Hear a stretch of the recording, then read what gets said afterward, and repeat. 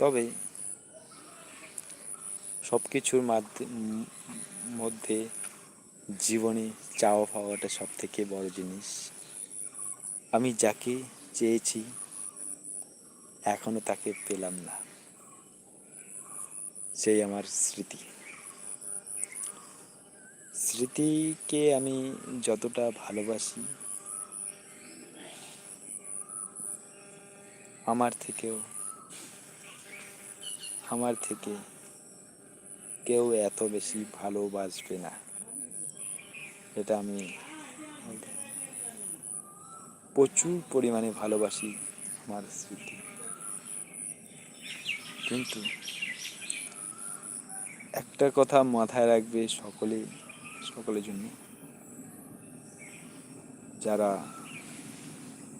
সত্যিকারে ভালোবাসে তাদের